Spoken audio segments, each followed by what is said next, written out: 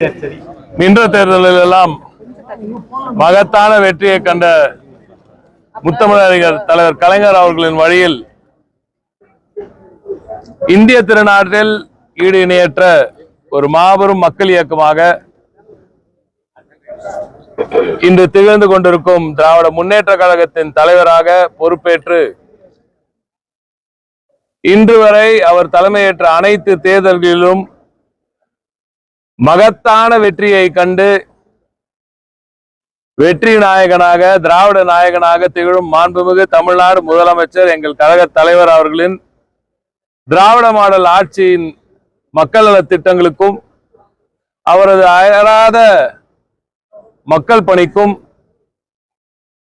அவரது நாகரீக அரசியலுக்கும் மக்களோடு மக்களாக ஆட்சியில் இருந்தாலும் இல்லாவிட்டாலும் என்றுமே பயணிக்கும் அந்த அற்புதமான ஒரு மனிதனின் அந்த திறனுக்கும் அவரது உழைப்பிற்கும் இன்று மக்கள் தமிழக மக்கள் தமிழ்நாட்டிலும் புதுச்சேரியிலும் ஒட்டுமொத்தமாக 40 நமதே என்று உரக்க கூறியிருக்கும் இந்த வேளையில்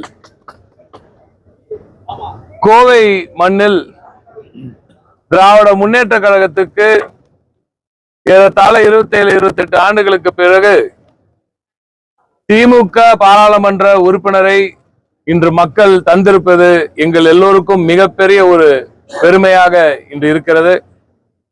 அதற்கு மூலமுதற் காரணம் தமிழ்நாடு முதலமைச்சர் கழக தலைவர் திராவிட நாயகன் அவர்களின் உழைப்பு. எங்களது இளம் தலைவர் அவர்கள் நடத்திய அந்த சூறாவளி சுற்றுப்பயணம், ஒவ்வொரு இடத்திலும் மகத்தான தேர்தல் பணி, இருவரும் சேர்ந்து இன்று இந்த கழகத்திற்கு இந்த கூட்டணிக்கு வரலாற்று சிறப்புமிக்க இந்த வெற்றியை பெற்று தந்திருக்கிறார்கள். அவர்களது உழைப்பினால் இன்று திமுக கோவையை கைப்பற்றி இருக்கிறது.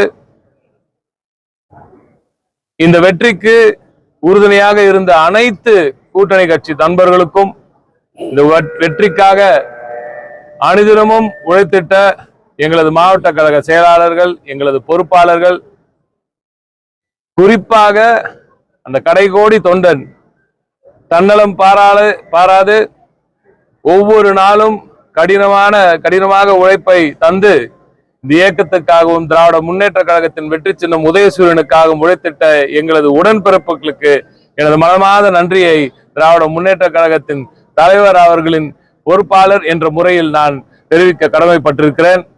மகத்தான வெற்றியை, பாசிசத்துக்கு எதிரான வெற்றியை, பிரிவினவாதத்திற்கு எதிரான வெற்றியை, பொய்ப்பித்தலாட்ட வேலைகளுக்கு எதிரான ஒரு வெற்றியை, இவற்றுக்கெல்லாம் இந்த மண்ணில், இந்த பூமியில், இந்த திராவிட மண்ணில், பெரியார் மண்ணில், அண்ணா மண்ணில், கலைஞர் மண்ணில் இடமில்லை என்று இன்று மக்கள் உரக்க சொல்லி இருக்கிறார்கள்.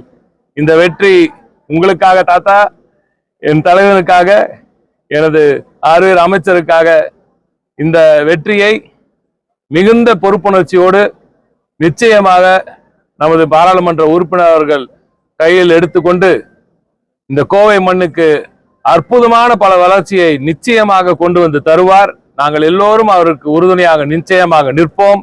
மகத்தான வெற்றி, மிக மகத்தான வெற்றி, இதுவரை வரலாறு சிறப்புமிக்க ஒரு வெற்றி, மகத்தான வளர்ச்சி, இதுவரை கோவை பாராத ஒரு மகத்தான வளர்ச்சியை நிச்சயமாக கோவை காணும். இந்த 3 ஆண்டுகளில் மட்டும் அற்புதமான பல திட்டங்களை தமிழகம் எங்கும் கொண்டு வந்து சேர்த்த திராவிட முன்னேற்ற கழகத்தின் தலைவர், திராவிட முன்னேற்ற கழகத்தின் கழக தலைவர் நமது முதலமைச்சர் அவர்கள் இந்த கோவைக்கும் பல திட்டங்களை கொண்டு வந்து சேர்த்து, அதுவும் குறிப்பாக தாய்மார்களுக்கு எண்ணற்ற ஒரு திட்டங்களை கொண்டு வந்து சேர்த்ததினால் இன்று ஒட்டுமொத்த தாய்க்குளமும் திராவிட முன்னேற்ற கழகத்தின் தலைவர் நமது தளபதியார் அவர்களின் பக்கம் நின்று இந்த மகத்தான வெற்றியை வழங்கியிருக்கிறார்கள். எனவே அவர்களது இந்த நமது முதலமைச்சர் அவர்களின் இந்த வெற்றி பயணம் தொடரும். அவர் கொடுத்திருக்கும் அனைத்து வாக்குறுதிகளையும் நிச்சயமாக நிறைவேற்றுவார். திராவிட முன்னேற்ற கழகத்தின் சார்பில் நாங்கள் தேர்தல் அறிக்கையில் சொன்னதும் சரி, சொல்லாததையும் செய்யும் ஒரு மாபெரும் தலைவர் எங்கள் தலைவர் என்பது உங்களுக்கு நன்றாக தெரியும். நமது முதலமைச்சர் என்று நன்றாக உங்களுக்கு தெரியும். நிச்சயமாக அனைத்து வாக்குறுதிகளும் நிறைவேற்றப்படும். கோவைக்கு புதிய அந்த விமான நிலைய விரிவாக்க திட்டங்கள் பணிகள் நிச்சயமாக நடக்கும். மகத்தான தொழில் வளர்ச்சி கோவைக்கு கிட்டும். சிறு குறு தொழிற்சாலைகள் மகத்தான வளர்ச்சியை காணத்தான் போகிறார்கள். நாங்கள் கொடுத்த அனைத்து வாக்குறுதியும் நிச்சயமாக நிறைவேற்றுவோம். இந்த வெற்றிக்கு கோவை மக்கள் அனைவருக்கும் எனது ஒரு மிக மகத்தான ஒரு நன்றியை நமது வேட்பாளரின் சார்பாக, கழக தலைவர் அவர்களின் சார்பாக, எங்களது இளம் தலைவர் அவர்களின் சார்பாக தெரிவித்து விடைபெறுகிறேன். நன்றி, வணக்கம். அதிமுக பாஜக ரெண்டு பேருமே தங்களுடைய வலுவான பகுதியாக சொல்லிட்டு இருந்தாங்க. இந்த நிலையில நீங்க புதிதாக இந்த பொறுப்பாளர் நியமிக்கப்பட்ட பிறகு இடமாற்ற செயல்பாடுகள் வகுத்து நீங்க வெற்றி பெறக்கான ஒத்தாது பண்ணீங்க. தலைவரோட ஒட்டுமொத்த திட்டங்கள் மக்கள் ஏற்கனவே தெரிஞ்சிருக்காங்க. அவரது வெற்றி பயணம் மக்களிடையே இந்த 3 ஆண்டு காலம் அவர் செய்த சாதனைகள், குறிப்பாக நான் சொன்ன மாதிரி பெண்களுக்கு அவரது கொடுத்திருக்கும் மகத்தான திட்டங்கள், இலவச பேருந்து, இந்த நம்ம மாதந்தோறும் 1000 ரூபாய் நம்ம உரிமை தொகை, மகளிர் உரிமை தொகை, அதை தாண்டி நான் முதல்வன் என்ற மகத்தான திட்டம், இப்படி மக்களின் நலனுக்கான திட்டங்களை அவர் கொண்டு வந்து சேர்த்திருப்பது மக்களிடையே நேரடியாக கொண்டு போய் சேர்த்தோம். அதற்கு கிடைத்த வெற்றி தான் இது. உங்களுடைய எம்எல்ஏவை நீங்க தேர்ந்தெடுக்கும் இல்ல, ஆனா இந்த வெற்றி நீங்க ஒரு உணர்ச்சி வசப்பட்டு பாக்குறதுக்கான காரணம் என்ன? என் தலைவருக்கு கிடைத்த தொடர் வெற்றி இது. என் தலைவருக்கு கிடைத்த தொடர் வெற்றி, அதுவும் கோவை மண்ணில் 25 ஆண்டு காலத்துக்கு பிறகு திமுக உதயசூரியன் உதிக்கிறது, ஒரு எம்பி உதிக்கிறார் உதயசூரியன்ல. இதெல்லாம் ஒரு பெரிய விஷயம் தானே எங்களுக்கு. நீங்க வேட்பாளர் அறிமுகப்படுத்த ஆரம்பிச்சு இப்போதைக்கு போயிட்டு இருக்கு. திராவிட முன்னேற்ற கழகத்தின் தலைவர் நாகரிக அரசியலுக்கு பேர் போனவர். அதுவும் இந்த வெற்றியை பொறுத்தவரை வெறுப்பு அரசியலை விரட்டி வளர்ச்சிக்கான வாக்குகளாகத்தான் இதை நாங்கள் பார்க்கிறோம். இனி இந்த மண்ணில் வெறுப்பு இருக்கக்கூடாது, வெறுப்பு அரசியல் இருக்கக்கூடாது. வளர்ச்சிக்கான திட்டங்கள், வளர்ச்சிக்கான பயணங்கள், வளர்ச்சிக்கான முயற்சிகள் தான் இருக்க வேண்டும். திராவிட முன்னேற்ற கழகத்தின் தலைவர் எப்படி ஒவ்வொரு நாளும் மனிதனமும் மக்களோடு மக்களாக பயணித்து புதிய திட்டங்களாக கொண்டு வந்து சேர்த்து ஒட்டுமொத்த தமிழகத்தின் வளர்ச்சிக்காக உழைக்கிறாரோ, அப்படித்தான் அனைத்து தரப்பினரும் உழைக்க வேண்டும் என்பது எங்களது ஆசை. இனியாவது வெறுப்பு அரசியலை விலக்கி வளர்ச்சி அரசியலை நோக்கி அவர்களும் வருவார்கள் என்று நம்புகிறேன். கோவை விமான நிலையத்துக்கு அந்த விரிவாக்கத்துக்கு நிபந்தனைகளை மாற்றுறதா ஒரு உறுதி நிபந்தனை மாற்ற நம்ம தமிழகத்துக்கு பல புதிய தேவைகள் இருக்கின்றன. பல புதிய விமான சேவைகள் சரி, பல புதிய விமான நிலையங்களும் சரி, பல விஷயங்கள் எங்களுக்கு தேவைப்படுது.